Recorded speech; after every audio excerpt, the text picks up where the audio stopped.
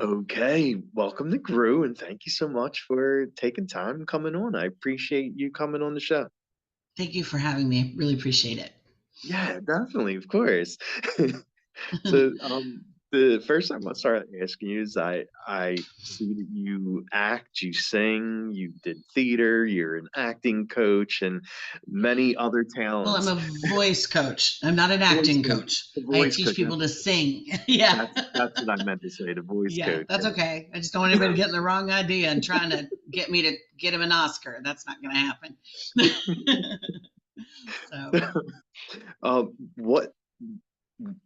How did you start doing a little bit of everything? Like, did it oh, start just from singing? well, I have been, I call myself a carny. I have pretty much came out with jazz hands. You know what I mean? It's like I was singing from the minute I was born. My mom likes to tell the story that, when babies wake up in the morning, they cry because that's all they have to let you know, hey, feed me, change my diaper, that stuff. Um, she said I would wake up in the morning and she'd hear me singing in my crib. I'd just be like la la la la la la, holding my toes and rolling around, and so I've just always sung. Just been musical from day one, and a big ham, if you can't tell already. Yeah, I've just always it's just always been in me. I've always known what I wanted to do is to entertain people. Music is the first love, and that's what I've chosen to pursue as a career. But I've kept up with my inner theater kid, as Oh, best I can and stuff like that. So yeah, it's just kind of always been. That's all I got. those, those are the skills. End of list. Yeah. and I noticed when you were doing plays, like one of the plays you did was at Annie, and Yes. which play did you have the most fun with? Well, I can say I've done Annie like 3 times. So if I never even see that show again, I'm fine.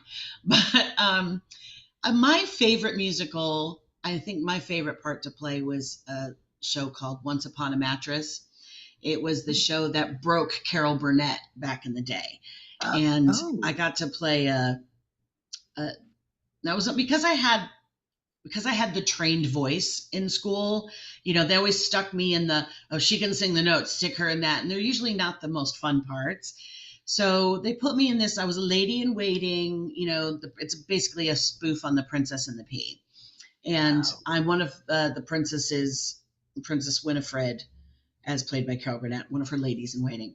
And she was just a boring part. And so I was talking with the director, and this is high school, and she's like, what can we do with her to make her more interesting? And we just came up with, let's make her a ditz. So I just played her really flighty and wide-eyed and stupid, and got some laughs and really enjoyed myself with that. That's probably my favorite musical theater part I've ever played, for sure. Nice, nice. Yeah. And when did you transition to the film and television world? Well, I don't know if we could call it a transition. um, More like I still feel like I'm trying to get in there. Um, Gosh, I guess I didn't really. Well, I spent the first, I grew up in upstate New York, farm Hmm. country, basically. So no film or TV there. Then I moved to Nashville for college, where I started my actual singing career. And I did a little stuff there because they had local shows and stuff, and you could Nice. sing on some local shows. Um, but I really moved out here because my dream really was to be a studio singer. Wow. And there was plenty of that work to be had in Nashville, but I'm not a country singer, and I didn't want to do the Christian music, which is what I started there with. But I soon learned that I had too big of a mouth and too many opinions to really have success in that field. So I was like, I'm going to go to Los Angeles, so this is the film capital of the world, and I'm going to sing in the movies. And so I would say that was really where and that's where I really dove into the acting for a while. I was really working that part I've been lazy. I haven't in a long time, but maybe I'll dip my toe back in. We'll Okay. see. So yeah, I would say mostly once I got here, and I've still been still trying. Slow learner. I'm I'm sure you'll get right back in it and start doing music for film and TV, and Trying, yeah. there you Chapter go. 2, here we go. Yeah. And like your voice is like so strong, like it's a powerful voice. And Oh, thank you. how did you train it to get it to that level? Well, I had voice coaches. I begged my parents. I started with violin at like 10 years old. Then I moved a few years later, added piano, and the whole time begging my parents, "Can I have voice lessons, please? Can I have voice lessons, please?" And my mom was convinced that it would break my voice because it was still growing. She's like, "No, not till you're older." Blah blah blah. So finally, I wore her, and excuse me. It's a little earlier over on this side of the country. I'm still Okay. clearing out. Um, I finally convinced my parents to get me voice lessons. And so, about 16 years old, I started private voice lessons and then uh, continued in college as a voice major in college. And still to this day, I will, once or twice a year go to my coach, Gerald White, who is brilliant, and just to make sure everything's, doing the best that it can. I Yeah. have some vocal damage from really bad allergies and not having, um, what do you call it when they pay for your medical care? Insurance. Oh, Not having insurance for a long time. So I couldn't get that, treated. okay. So unfortunately, like terrible sinus issues led it to a chronic cough that I would say over the course of a 10 years, like I went completely voiceless at least half a dozen times. Oh my And every time it would get harder and harder to get my voice to bounce back. So it's a very different voice now than when I was in my 20s, but I'm embracing her. I'm embracing her dark qualities and all the low notes that came with that. And I'm like, all right, I'm an alto now. That's okay. I'll work it. So yeah, so I still go back to a voice coach at least once or twice a year to have him help me, Mhm. get as much as possible I can out of what's left of her. So yeah, And- lots and lots of training though. Okay. Lessons. Hmm. And you must have learned a lot because now you yourself are a voice coach for a Yes. lot of different like singers and artists. And Hmm. what do you do as a a voice coach? Like, what kind of lessons did you learn to pass on to people to come to you? Well, the plan was never to coach or teach. Like I remember being in school going, I'm a performance major and I will never teach. I will never bend. You can't break me. But in 2008, the housing market crashed and I lost my day job. Oh And no. I just, yeah. And it's like there weren't jobs to be had at that time, like, so I was like, okay, universe, I guess I'm doing music. And I'll start by trying to teach to make some money. And I didn't know what the hell I was doing. I didn't know. I was just trying to share with people what worked for me. That's where I started out.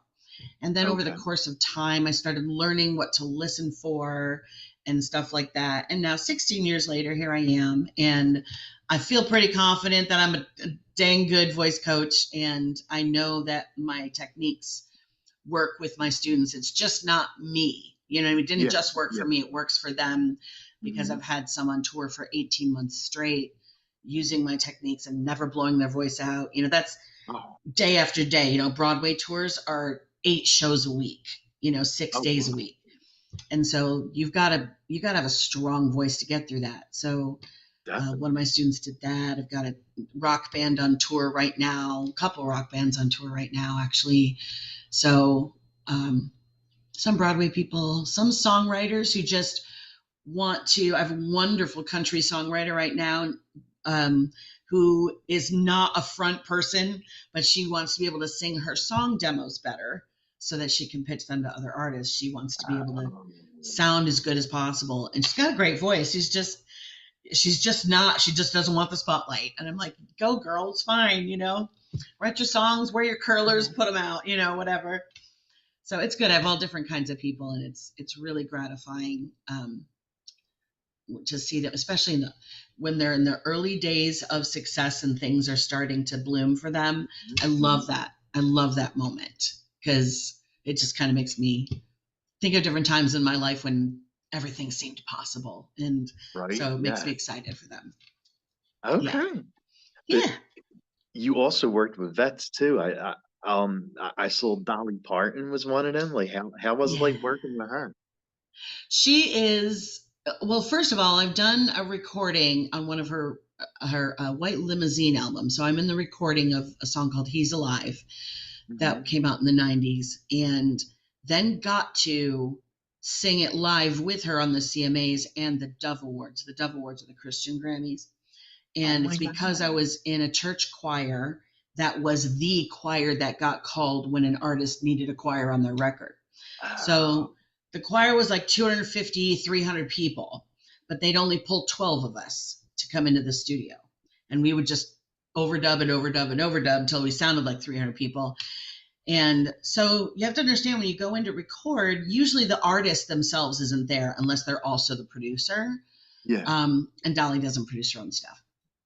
We're singing just scratch vocal, which I have to say, a scratch vocal meaning it's just let's throw something down so we have an idea of what we're going to sing around. We'll Okay. redo these vocals properly later.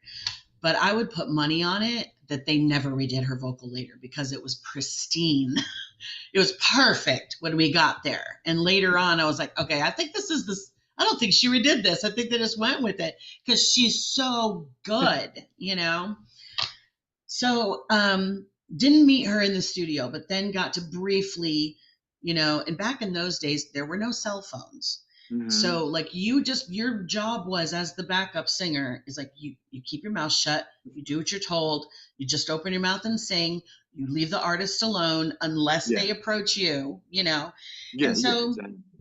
you're just there, you're just part of the scenery until it's time to sing. But she was so gracious about just, trying to greet as many of us as possible. There's like 250 of us. And she's like, thank you for coming. Thank you so much. And she is exactly who you see on TV. There's Really? what you see is what you get. She's exactly that. And she's about this big. She's tiny, so tiny. Like her boobs aren't even that big. It's just that she is so small in comparison. She's one of the littlest people I've ever met. Kristen Chenoweth is the littlest person I've ever met. Really? Then Dolly. Yes. She's also this big. You could put her in your pocket. Well, I heard Paula Abdul is really tiny too. Like Probably, I would I don't guess. I don't know if Dolly's taller than her, the same height. I don't know. And Dolly's always got 5-inch heels on too. So, and about 3 more inches of hair than anybody else. So who That's knows? true. But yeah, she's delightful. Real sweet. Nice. And, Yeah. and you coached American Idol and the drag race too. Would Oh, well, I've had a few students go to American Idol. They've gotten to like the Hollywood rounds.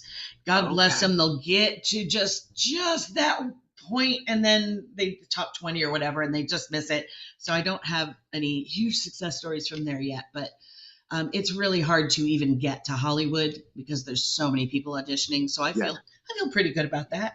That my singers, can get themselves that far with my help. Um, but yeah, RuPaul's Drag Race. There's a drag queen named Shangela Okay. who is probably one of the most famous drag queens in the world because she was on RuPaul's Drag Race. Well, Shangela, whose real name is DJ Pierce, is a friend of mine. And before Shangela blew up, DJ was taking lessons from me. And it was just Uh, right as Shangela was and DJs having to start to travel all the time. So we didn't have good, solid, a long time together. But I hope that the things I taught DJ have still help, hopefully. And so that was kind of fun to see that happening too. It was like, I'm more than happy to let you go into the world and be famous and make all your money. You do it. That's the best reason for somebody to quit studying with me, is that Oh they're yeah. too busy because they got too much stuff going on, and I love Okay, there you go.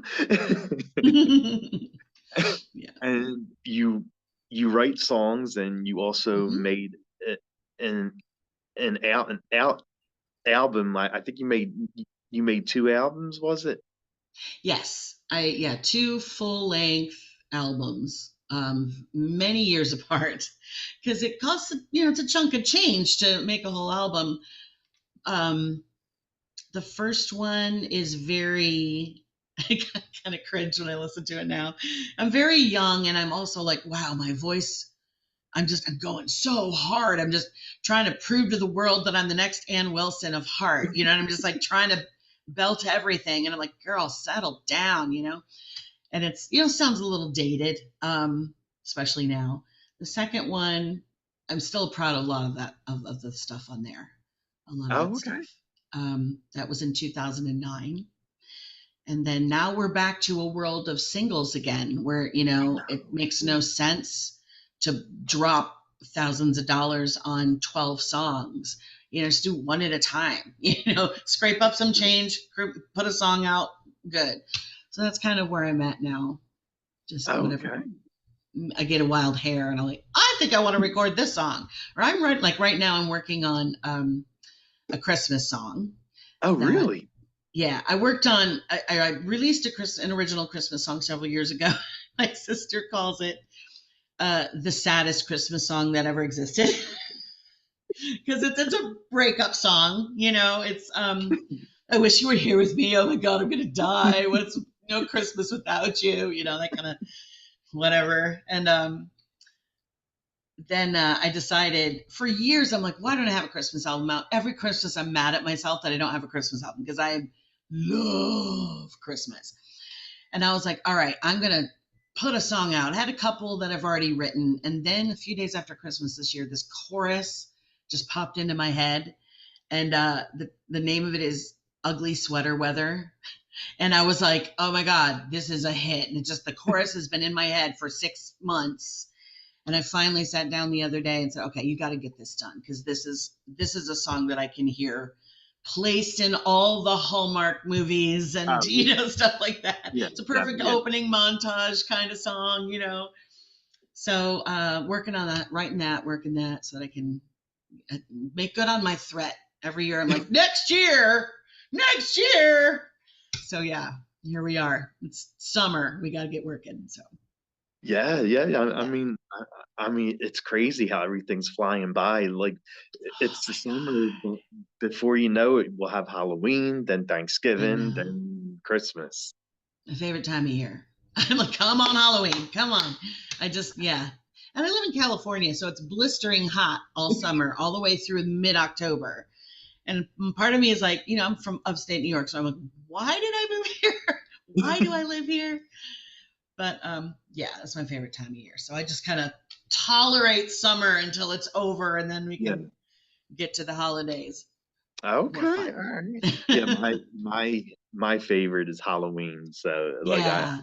I love Halloween season. I go to all the haunted houses and the hay Oh, rides, and fun. oh my God, I love that stuff. That's Like cool. it's the best My time. friends and I have a huge costume party. My friends Oh, host a yeah. costume party and they give out prizes and everything. People take it so seriously. They're like, right about in a few weeks, we'll start hearing from people going, I've got my costume idea. I'm working on it now. Like it's a big, huge thing. Shout out to the Gregsons. So yeah, Okay, we sweet. kick everything I off love in grand style. Yeah. that. And your your your song, the Rose, like the first time you did it was back when the film was out, and you did it for Hmm. the Happy Hands club scene. How did Yeah. you wind up getting the call to be the voice of that? Okay. Well, how can I make a Reader's Digest version of this? When I when I first moved here, I knew my sister who I lived with, and then I had one friend who was my friend when I lived in Nashville, and he moved out here. And his boyfriend was a filmmaker at the Okay. time, and was making a documentary about the gay club scene. There's a string of parties called the White Parties, and so he was. I don't know how healthy these parties are. Everybody's drugging up and dancing and drinking and hooking up and all that stuff. But he made a documentary about it, which is fascinating. Now he needed dance music. And so he had hired a guy to be the composer of the film, and they had to write some dance tunes. And then because he didn't have to pay us, he asked his boyfriend, who was my friend, and me if we'd come in and do these songs. I got some really great demo material out of it because dance songs are about, especially in the gay clubs, are about that the diva voice. You know what I mean? With the chicks that belt their faces off and can sing in the stratosphere. And that's what I was at the time. So I got some really great stuff to use for my demo. Well, fast forward to about a year later, and the composer that we were working with that day gets hired to be the composer and music director for Napoleon Dynamite. And then he calls me, reaches out to me and says, "Hey, I've got this goofy little comedy movie that's going to Sundance. It barely pays anything. I can only pay you $100, but we need somebody to come in and sing like a minute of Bette Midler's The Rose. Are you available?" And he's like, "And this will give you your Taft-Hartley." He's like, "I can't pay you much, but you got your Taft-Hartley." For those who don't know, the Taft-Hartley is your foot in the door into the union, which is imperative here if you're going to be a studio singer. You have to be a SAG-AFTRA member. So that was, which shoulda, woulda, coulda. I did a lot of work. AFTRA and SAG, when I lived in Nashville, were still separate. I did a lot of work with AFTRA without joining because Tennessee is a right to work state. So you're not forced to join any unions there. And that worked out fine because my work was hodgepodgey. So it wasn't quite financially worth it yet for me to join in. If I was doing it full time there, then join the union, do it. I sure wish I had, because then I would have been grandfathered in when they joined once I got out here. Okay, I got it. But I didn't do it. And it would have cost me $300 to join, $300 or $400 to join there. Whereas now it's at least $3,500 to join SAG-AFTRA. Oh my God. Yeah, it's insanity. But that's a whole other Grue show, my friend. So anyway, he's like, "You'll get your Taft-Hartley." And the Taft-Hartley paperwork allows you to do as much union work as you can get for 30 days before they say, "Okay, you have to cough up the money. No more union work until you cough up the money." Well, who has $3,500 sitting around? Right. Certainly not somebody who's trying to make their way in the industry, right? So this whole story is so much. So that's how I got the call. My friend John Swihart, who I'd worked with on the documentary, called me in to do that. Everything's fine. I remember signing a piece of paper agreeing to not be paid the SAG full day rate because they were on a festival license, which is a way for new filmmakers to be able to use SAG-AFTRA talent without having to pay the huge prices. They can get their foot in the door. They can start their career. And that happens. Sometimes you do stuff where you're like, okay, we didn't think anything of this. Like, I'd sung in several different little movies that went to the festival rounds and nothing happens. So that's pretty much what we expected to happen here, is nothing. And then come to find out, they blow the roof off at Sundance, they get picked up by Fox Searchlight, and then it becomes a cultural phenomenon, Yeah. So, do you want me to continue with that story, or do you have questions?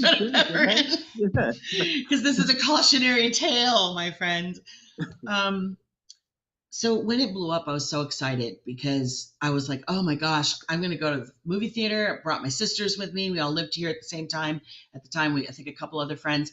And we're like, we're going to go and watch my name on a big screen in the credits for the first time ever.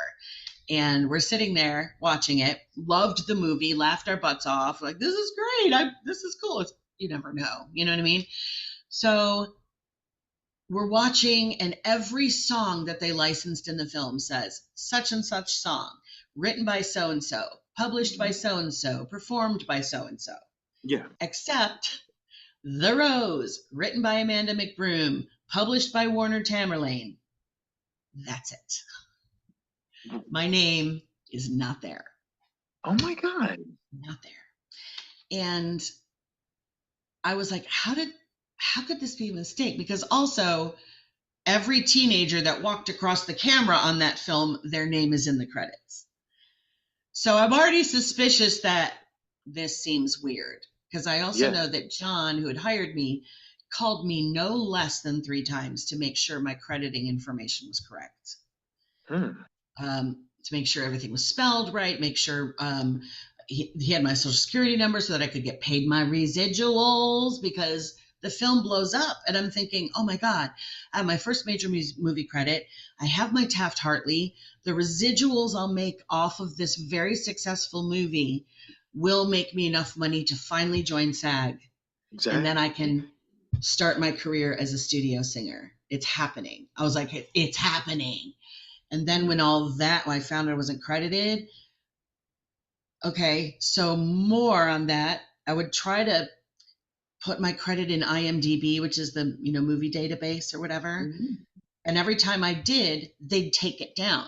And I'd be like, why are you doing that? There's plenty of things listed on IMDb that's Matt Damon appears uncredited because he does a cameo, right? But why is this a problem? Because you don't know who I am? And they're like, well, you have to link it to a press release or something that proves it's you and not Bette Midler. What? Like, okay. So in my searching for something like that, I realize every piece of press and promo they put out there said Bette Midler's The Rose. Oh, no. They wrote her name without paying for it.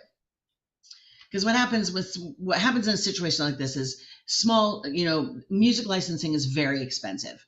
So when you have a song you want to use, sometimes the label will be like, no, we don't want it related to something like that. You can't use it. Because the label owns her recording. Bette has nothing to do with this. And so either they'll say no, they'll just say no, or they'll quote such an exorbitant amount that the production can't do it. But the law says once a song is released into the public, anybody can cover it without getting permission, as long as they pay the licensing fee to do that. So when this happens and they're like, no, we have to have The Rose. Okay, fine. We can't get Bette Midler's. We'll hire somebody to sing it because we have to have this song, Yeah. So that's why, I'm in there. So, but they chose after, finding the promo stuff. I was like, there's just no way that it was a mistake that they left me off. I just 1000% believe they did it on purpose so they could write her name in the press, and there was no way for me to prove otherwise. So I figured out, I think that's when, looking back now, that's pretty much when I feel like I started withering on the vine as an artist. I stopped really going for it because I was literally watching my career dreams disintegrate while it was happening. I think a lot of times you look back and go, oh, that's the moment when stuff turned and didn't go for me. But I think rarely are you watching it happen in the moment, Yeah. Because at this point, here's another thing. So another year or two later, John Swihart, everybody's career in Napoleon Dynamite blows up or levels up except mine. Right. So John, who hired me to do it in the first place, he has leveled up his career and is now the music director and composer for How I Met Your Mother. Oh. So he calls me and says, hey, you got your SAG card from Napoleon, right? And I'm like, no. And he goes, what? I said, remember the whole thing? They didn't credit me. I said, I filed a complaint with SAG. Nothing happened. I had a lawyer. Nothing happened. And he's like, oh my God. He goes, well, I needed you to come in and sing on this song, but if you don't have your SAG card, I don't know if that I can use you. Let me call SAG and find out what's going on. So he did, and that's when we find out that they never even filed my Taft-Hartley. The production, John filled the paperwork out, he handed it all over to production. Production just wiped me from existence from this film. So the good news from that is that he could use me on How I Met Your Mother as if I'd never done Napoleon, and I got my Taft-Hartley from that. Oh, okay. But doing a commercial or doing a, singing, I was singing backup vocals for one of the characters in the show. Mm-hmm. I just got paid a day rate. I get a very small check every few months, $13 or something. It's not enough money cumulatively for me to scrape up what I need to join the union. So I'm still, all these years later, what's called a must join. I can't take any union work until I cough up the joining fee. Oh my God. So, yeah, I need to start playing the lottery so I can do it. But yeah, so yeah, look at that situation, and I can look back over the years and be like, oh yeah, I gave up. My heart gave up. I still put out an album. I still did some singing if somebody asked me to. Will you be in the show? Sure. But I really stopped being relentless about my career then, and had day jobs and stuff, and it's expensive here. So, well, yeah, I mean, like, to live in California, I'm sure it is. yeah, and I just wasn't willing to live in my car under an overpass to do it. And that's really what's the people who are the famous people in the world, the J-Los, the Madonnas, all those people, they were willing to starve themselves to death and not have a house and, live on peanuts one day and popcorn the next. And, I was just like, I don't know if I want that, I like a roof over my head and a pillow to sleep on. So exactly. So wow. There's the Reader's Digest of that story. Till now. I just saw, like, in March you dropped the full length version of the song "The Rose," and what made you want to go back and do it? Well, I had started in January of 2023. I had joined a business coaching program to help me expand my vocal studio. I was like, okay, getting old. The voice isn't what it used to be. I'm going to just really go all in and try to expand my voice studio and get to become the best voice coach in Los Angeles, and I need some help with that. So I joined a business program.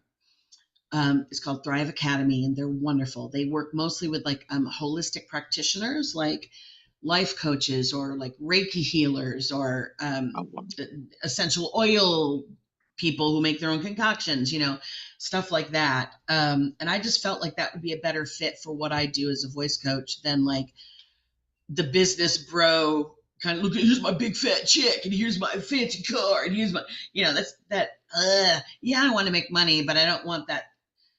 I really want to stay. I like to stay humble about things if I can, So I thought that would be a better fix. I also bring a lot of my natural intuition in with my students, and we work a lot of emotional obstacles and stuff like that as well. So I thought this would be a better fit. So every morning they would have the husband and wife that owns it. Jesse Corin is the husband, and he would do the coaching sessions over Zoom every morning. And there'd be anywhere from 10 to maybe 100 people in there any given day, depending on the day of the week. And Wednesday was inner game day, where you work your mental blocks about your success. We're always our own worst enemy. You know what I mean? And I know I have a lot of that going on in my life and my career, is that then the glass was half empty for me, for the majority of my life, and working on turning that around. So I end up in what's called the hot seat this one particular Wednesday morning, and which means you volunteer if you want to be in the hot seat, and then he coaches you one-on-one while everybody watches, So I end up in the hot seat that day, and I don't even remember what we're talking about, but I bring up that I said, well, he's like, well, what do you want from your life? And then I bring up that I said, well, this was never the real plan. This is plan B. So it has to work. I said, plan A didn't work out with the music and blah, blah, blah. And somehow I mentioned Napoleon Dynamite and what happened, which is weird because I wouldn't talk about it. Like if it came up in conversation, I would find a way to pivot conversation. If I saw it playing on the television, I would turn it over as soon as possible. I was very bitter and angry and humiliated and brokenhearted over that situation for a long, long time.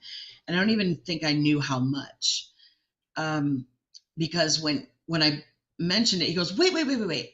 He goes, okay, I know you've sung backup for Dolly Parton, Steve Winwood, and the Judds. And he starts bullet pointing my resume, which was amazing in the first place. Because I'm like, there's probably 300 people in this program, and he knows my resume? What the heck, right? So already, you're all right, Jesse Corin. And then he goes, why is this the first time we're hearing about Napoleon Dynamite? And so he's like, what's the story? So I start telling the story I just told you. And of course, he's the Barbara Walters of business coaches. So I'm crying. And everybody listening is crying. And they're in the chat going, oh, we love you so much. You're so amazing. I'm getting all this love from everybody. And he said, okay, here's the deal. What can you do to turn that narrative around? How can you take control of that situation back? And I said, well, I don't know, because at the time I hired a lawyer, I filed a complaint. He's like, no. Those are unwinnable games. It's like, you can't control what anybody else does. What can you do? And so I marinated on that for a few days. And I remembered that over the years, once in a blue moon, somebody would come out of the internet ether and say, hey, I found out you're the person who's actually singing that, because it was on my website, on my resume. Yeah. They hunted it down, because they're like, that's not Bette Midler. I'm going to find out who it is. So they're like, I found out that it's you. Did you guys ever record a full version of that? I'd love to have it. And of course, I'm like, no, I didn't. Thank you so much for asking. You want to be on my mailing list? Thank you. And they'd be like, oh, thank you. And then away they would go. So I thought about it. I was like, you know what? Maybe I should do that. Maybe I should record that whole song, and put it out there and to feel good about myself. And then my brain goes, wait a minute. What year is this? What year did the movie come out? So I asked Professor Google, and I find out that June 11th of 2004 was the official release date. And I was like, oh my gosh, it was like the universe handing it to me on a silver platter. Yes, you should do this. And by the way, it would be great to celebrate the 20th anniversary when you release it. Mm-hmm. So that's how all that came along. And I had one of my students who has a band, shout out to the Toxhards. They're all millennials, right? And younger ones too. They're like tail end. They're still in their late 20s. And he goes, you know what? He goes, why don't you let us play that for you? Why don't you let us track it? Because they do all their own recording. And he goes, you wouldn't even have to pay us. I'm like, what are you talking? No. He's like, are you kidding? He goes, we think it is so cool that it's you singing that in the movie. We grew up on that movie. It's part of our childhood. We love it. We love you. Let us do this for you. I was like, oh my God. So I did that. They agreed to do that. My dear friend and sometimes co-writer Levi Kreis, and sometimes voice student, agreed to sit down and arrange the song with me so that we could put like my stamp on it. He played the piano at his studio at home. Then he flew those tracks to my boys here, and it just all came together. And then I crowdsourced to get a real publicist, which is why we're doing this today. Yeah. Sharp and Associates. I crowdsourced to be able to do that, and everybody came through. Like, I've paid almost nothing to put this song out, and to just take my power back, and talk about it and heal from it. And honestly, I'm not 100% there yet. I did a podcast yesterday where I got teary-eyed about it, because sometimes it still sticks, in there. But the minute I made the decision to do it, it just immediately felt weight lift off of me, like immediately. And it's just been more so and more so. And it's been a really fun ride. And yeah, this month's the anniversary. So Okay. yay. Well, I'm really happy to see that you decided to to go with it and make the song and heal from it Yeah. and make everyone know, that's you. It's not Bet. Yeah. Yeah. And I don't sound anything like her. So it's always been funny to me that people are like, oh, I thought it was Bette Midler. I sound nothing like her. How can you possibly think that's her? But whatever, the brain wants to know what it wants to know, I think sometimes. So Yeah, true. yeah. True. And Yeah. what kind of music do you like listening to? Like what's on your playlist? Well, today we've got the new Bon Jovi record on my playlist because I love my Jersey boys. And, I'm Gen X, proudly Gen X, love my 80s music. I still listen to what I grew up on: Billy Joel, Elton John, Sting, Heart is my all-time favorite band. So that's Oh always yeah, on my I love playlist. art. Yeah. And yeah, Ann Wilson's probably my biggest vocal influence maybe ever, Okay. Um, gosh, what else? I'm trying to think of. I I hate to sound like the get off my lawn lady, but so much of today's music just doesn't impress me. Hmm. I'm like, where's the melody? They sing one note all the time and they keep singing it all the time and they keep singing it, singing it, singing it, singing it. And I'm like, go somewhere. Or it's just beats, it's just a drum Yeah. beat and somebody's and like I don't understand rap. I appreciate it. I respect it for what as Hmm. a musician and as a teacher of music, I respect what it is, but it doesn't move me, which is not surprised. I'm just this little white girl from a podunk town. We didn't have any people of color where I come from. Everybody's Italian and Polish. End of list. So, um, yeah, I just long for great music, and I went a long time without even listening to the radio though, because I got to a point where when I listened to music, it would make me sad because it wasn't me making it. And I Oh, stopped watching award shows and I stopped, watching any documentary to do with music or anything because I was out. I went to a psychic once who told me, she goes, well, the thing with music with you is that music is like a husband who betrayed you, who cheated on you. That's how you feel about music right now. And you've got to figure out how to heal that. oh And wow. and when she said that, it was like a punch in the gut. I was like, yeah, because that was, I said, I've been singing since the day I was born, Right, so yeah. for the love of my life to feel like it turned on me like that, I'm way behind in what's going on out in the world musically just because I wouldn't listen to it. And when you work with singers all the time, you kind of want to turn your ears off at the end of the Yeah, day. true. It's like when True. music is your job, you kind of like it needs to rest from music. I don't want to turn the radio on right now. So yeah, I got to catch up. Definitely. I have twin nieces who just graduated high school, and one of them took lessons with me for a couple of years. And Ah, that's like I awesome. had to be like, okay, no more Taylor Swift. No, you have to sing something else besides Taylor Swift.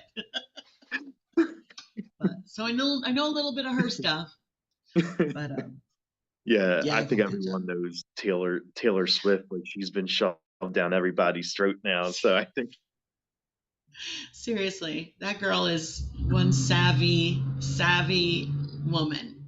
yeah, I gotta give definitely, it to her. definitely. Yeah. And, and I always ask my guests this when I had them on because I'm a big horror fan. And are there any horror movies that you like to watch? Okay. Now, when I was coming up, I grew up in a very strictly religious home. So there was no Mhm. watching of horror or anything because, Satan was going to come out the TV or the food movie screaming, get my soul.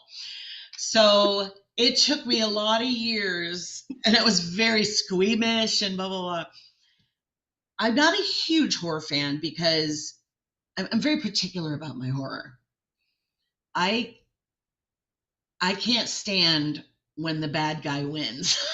Oh, Yeah. okay. Okay. I don't like when Freddy's not dead or Michael hasn't really been killed. Of course, that's what it is, and that's how they made all their money. But I'm always going to be the last bastion of my former religious self is good must triumph over evil, or I can't deal with it.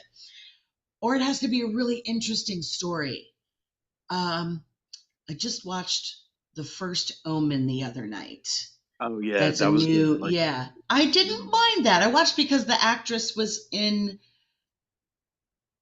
Stewart Servant, which was a series on Apple that M. Night Shyamalan did. Hmm. And Hmm. it was cool. It was cool. And I liked her as an actor in that, so I thought, oh well, I'll try this. I've never seen the other Omens because of my upbringing, and I was Well, like, yeah, of well, this is a course. prequel anyway, so let's go. And I thought that was pretty good. More of a psychological thing than horror. I'm not a slasher flick person at all. Give me like, oh, probably my all-time favorite, The Others, is That probably was my really favorite. good. The Fast, but that's more Pittman, psychological. yeah.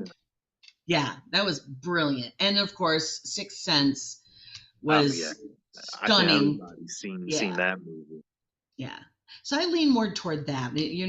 I'm not going to be like, I've watched the first Nightmare on Elm Street and then that, and it still creeps me out. That scene where Freddy his Krueger. arms are really long and he's, Yes, yes. When oh he's coming through that my little God. alleyway or whatever it is, and his arms are Yes, real long. Oh my God. yes. Yeah. But I'll have to say, what a brilliant concept that the guy comes and kills you in your dreams. I know, Talk right? about I making know. sure people can't fall asleep at night. I was like, I gotta give props to Wes there for that. Yes, yes. But And yeah, he said it was actually a dream. Like he had a dream about this person that kills you in your dreams, and he wrote the script from his dream. wow. I know it's crazy. It is. I wonder about some of these horror people. I'm like, do any of you go to therapy? I'm a little concerned about what's going on in your mind there. It's not healthy. In a world where you didn't have filmmaking at your disposal, maybe you would have been a Jeffrey Dahmer. I don't know. Like where's the line? I know, right? So yeah, what are your favorites? Would you Um, recommend I watch? I actually Freddy, like I love all the Elm Street films, and I'm a big Okay. fan of Chucky. Like I love the little Oh killer no, from Chucky. Chucky. Mm-mm. Um, No, Chucky. Jason, all the Halloween films. Okay. Night of the Demons is another movie that I really liked. It's like a cheesy 80s horror film. Well, I love cheesy 80s horror. Like, what was the one? Oh, shoot, I can't remember now. Night of the Living Dead. I had a Yes. friend of mine who was obsessed with those. And there was something else, and I can't think of it. It was a vampire movie, and it was just so 80s cheese-tastic, everything. It was like a prom night. It may have been prom night, now that I think about it. But Oh, okay. yeah, those I'll go back and watch because, especially now, they're so bad. So I'll be like, this is a hoot. Give me the popcorn. But yeah, with all the effects and stuff today now, they can really go for the jugular. And Oh my so God, I know. I'm a little careful with it. Yeah, a little careful. But yeah, Nice. And I don't think that there's any others. Yes. the last question I will ask you is where can fans follow you and keep up with your music? And if you do more acting, where can Hmm. they keep up with everything at? Okay. Probably the easiest thing to do is to go to my main website, darcimonet.com, DARCI, Monet like the artist. And then there's a button that says connect, and it's got all my socials and whatever I'm doing, any releases I do or updates will probably hit there first. And you can sign up on my email list. Sign up on my email list from the website. That's really, and I only do like maybe not even one or two a month. I think it's been 2 months since I put one out. So I do not Okay. spam people. It's like when it's important, I put something out. So yeah, that's the easiest way. Awesome. Yeah. Well, thank you so much for doing this. It was really really nice meeting you, another fellow Italian. So thank you. Yes. Thank you. I'm so happy to be here, and this was a great experience. I appreciate it so much. Definitely. Thanks. Thank you. It was great. Like whenever you have more music, whatever else you're working on, I'm more than happy for you to come back on I again. will It hit was you it up, sir. was Be careful. great. I Yeah, hope you mean that. definitely. I'm Yeah. 100% down. Yes. Right. Wonderful. Thanks so much. You got it. Have have a really good day. You too. Bye. Bye.